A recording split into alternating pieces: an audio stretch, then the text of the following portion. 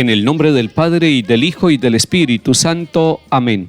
Oración del Papa Francisco a la Sagrada Familia. Jesús, María y José, en vosotros contemplamos el esplendor del verdadero amor. A vosotros confiados nos dirigimos. Santa Familia de Nazaret, haz también de nuestras familias lugar de comunión y cenáculo de oración, auténticas escuelas de evangelio y pequeñas iglesias domésticas. Santa Familia de Nazaret, que nunca más haya en las familias episodios de violencia, de cerrazón y división. Que quien haya sido herido o escandalizado sea pronto consolado y curado. Santa Familia de Nazaret, haz tomar conciencia a todos del carácter sagrado e inviolable de la familia, de su belleza en el proyecto de Dios. Jesús, María y José, escuchad, acoged nuestra súplica. Amén. Se encuentra en un portal muy pobre, el niño de María y José, el niño que en Belén naciera, buscando nuestra redención. Lectura de la primera carta del apóstol San Juan, capítulo 2. Queridos hermanos, en esto sabemos que conocemos a Jesús, en que guardamos sus mandamientos. Quien dice yo le conozco y no guarda sus mandamientos es un mentiroso, y la verdad no está en él. Pero quien guarda su palabra, ciertamente el amor de Dios ha llegado en él a su plenitud.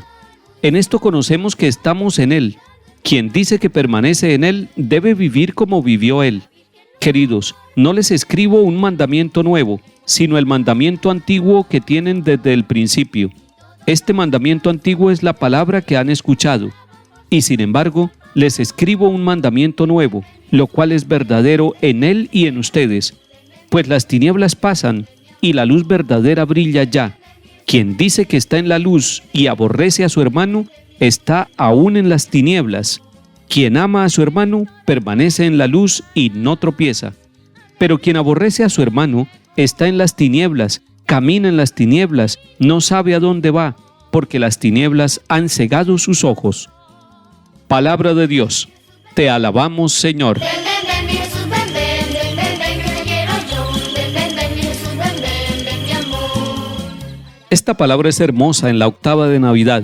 Es una palabra llena de luz, de resplandor, llena de Jesús, porque la octava de Navidad nos permite quedarnos extasiados contemplando allí en el pesebre, pero sobre todo en el pesebre de nuestro corazón, de nuestra familia y de la realidad del mundo entero, contemplando la presencia del Dios con nosotros, del Emmanuel, que nos saca de la esclavitud de las tinieblas y nos pone en el camino de la luz, y Jesús es el camino de la luz. Los bautizados hombres y mujeres estamos llamados a conocer a Jesús, no solamente a oír hablar de Jesús, no solamente a leer un artículo sobre Jesús o ver una película que se ha montado sobre la vida de Jesús. No, eso no es suficiente. Ni una película, ni una lectura, ni algo que hayamos escuchado nos salva. Lo que nos salva es conocer realmente a Jesús. Y algunos dirán, pero yo no puedo conocerlo. Y nosotros le respondemos, tenemos la palabra de Dios, el Antiguo y el Nuevo Testamento. Tenemos la tradición de la Iglesia en el Catecismo. Tenemos los sacramentos de la Iglesia. Tenemos la vida de las personas. Tenemos nuestra propia conciencia. Tenemos la historia de la sociedad. Allí, en los momentos de la historia de nuestros pueblos, se nos va presentando la luz del mundo que es Cristo Jesús. Usted y yo debemos conocer a Jesús, debemos progresar espiritualmente, conociendo a Jesús, el Redentor del mundo, el Salvador, el que vino a dar la vida por nosotros. Hay un criterio claro para saber si una persona conoce a Jesús. Y no se trata de un conocimiento intelectual, se trata de un conocimiento no solo con la cabeza, sino con el corazón, con las manos, con los pies, con la manera de hablar, con la manera de relacionarse. Así se conoce a Jesús. Es un conocimiento que pasa a la vida, es un conocimiento que lo ocupa todo. No es un conocimiento para meterlo en una memoria de un computador o para meterlo en la memoria de nuestro cerebro, no. Es para que se vuelva vida, para que se vuelva palabra, para que ese conocimiento de Jesús se vuelva luz en nosotros y para los demás, que se vuelva sonrisa, que se vuelva saludo, que se vuelva caminata con otros. San Juan, en el capítulo 2 de la primera carta que leímos hoy, nos dice que quien conoce a Jesús permanece en él. Y permanecer no es solamente estar fieles con él, Mire las dos explicaciones que da San Juan para hablar de qué significa permanecer en Jesús. Permanecer en Jesús, si usted lo quiere saber, y vuelva a leer el capítulo 2 de la primera carta de Juan. Permanecer en Jesús significa dos cosas. Primero, vivir como Él vivió. Quien dice que permanece en Él debe vivir como vivió Él. Pensar como Jesús pensó, hablar como Jesús habló, amar como Jesús amó, dice el Padre Ceciño en su canción. Primer signo, vivir como vivió Jesús. Segundo signo, para darse uno cuenta si en nuestra vida realmente conocemos a Jesús, es que caminamos en la luz. Y quien ama a su hermano permanece en la luz y no tropieza. Si usted tiene algún rencor, algún odio, si está aborreciendo a algún hermano o hermana, si está atentando contra la vida de alguien, no puede estar en la luz y no vive como vivió Jesús y no ha habido Navidad en su corazón. Pero yo sé que en el corazón de niños y jóvenes, de adultos y de ancianos, de todos nosotros hay un lugar para la luz de Jesús y para que nazca entre nosotros, para que haya un pesebre, un lugar, una puerta abierta para acoger a Jesús. Quien ama a su hermano permanece en la luz. Dedíquese a amar a las personas que viven a su lado y así permanece en Jesús, así vive como vivió Jesús y entonces podrá decir, realmente yo conozco a Jesús. Adoremos al niño que acaba de nacer, en un portal muy solo sobre barcas tiritando entre la mula y el buey. Salmo 95. Canten al Señor un cántico nuevo. Cante al Señor toda la tierra, canten al Señor, bendigan su nombre, proclamen día tras día su victoria, cuenten a los pueblos su gloria, sus maravillas a todas las naciones. El Señor ha hecho el cielo, honor y majestad lo preceden, fuerza y esplendor están en su templo. Hoy suenan todas las campanas, alegres porque ya llegó del cielo nuestro niño bello, el niño que en Belén nació. Lectura del Santo Evangelio según San Lucas, capítulo 2. Cuando llegó el tiempo de la purificación, según la ley de Moisés, los padres de Jesús lo llevaron a Jerusalén para presentarlo al Señor, de acuerdo con lo escrito en la ley del Señor.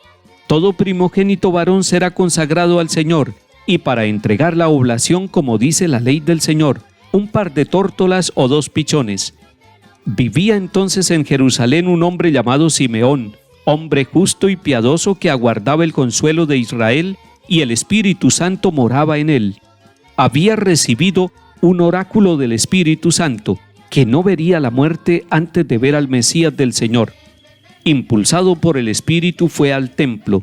Cuando entraban con el niño Jesús, sus padres para cumplir con él lo previsto por la ley, Simeón lo tomó en brazos y bendijo a Dios diciendo: Ahora, Señor, según tu promesa, puedes dejar a tu siervo irse en paz, porque mis ojos han visto a tu Salvador, a quien has presentado ante todos los pueblos, luz para alumbrar a las naciones y gloria de tu pueblo Israel.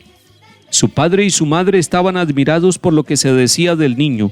Simeón los bendijo diciendo a María su madre: Mira, este está puesto para que muchos en Israel caigan y se levanten. Será como una bandera discutida, así quedará clara la actitud de muchos corazones, y a ti una espada te traspasará el alma. Palabra del Señor. Gloria a ti, Señor Jesús. Se encuentra en un portal muy pobre, el niño de María y José. El Evangelio nos presenta en el capítulo 2 de Lucas una escena maravillosa. José y María van a presentar al templo a su niño y lo hacen como las familias pobres de Jerusalén y de Israel. Van llevando a su niño primogénito y van acompañados de un par de tórtolas o de unos pichones de palomo para sacrificarlos en gratitud por la presencia de esa nueva vida en su familia. Pero allí se encuentran con una figura, con un hombre anciano llamado Simeón, que movido por el Espíritu Santo vivía esperando la presencia de la luz verdadera y del Dios con nosotros. Me llama muchísimo la atención de este anciano, porque el anciano seguramente físicamente estaba agotado y tendría muchos años. Tal vez su pelo estaba blanco y tal vez su piel estaba arrugada, pero tenía joven el alma porque vivía esperando el encuentro con el Salvador. Y esa esperanza del encuentro lo mantenía joven. Así debe ser la esperanza en el corazón de cada uno de nosotros. Queremos también ver al Salvador, queremos verlo y tocarlo como lo tocó Simeón a la entrada del templo de Jerusalén, para que podamos decir: ahora sí, Señor, según tu promesa, puedes dejar a tu siervo irse en paz. Que el Señor nos bendiga y acompañe. En el nombre del Padre, y del Hijo, y del Espíritu Santo. Amén.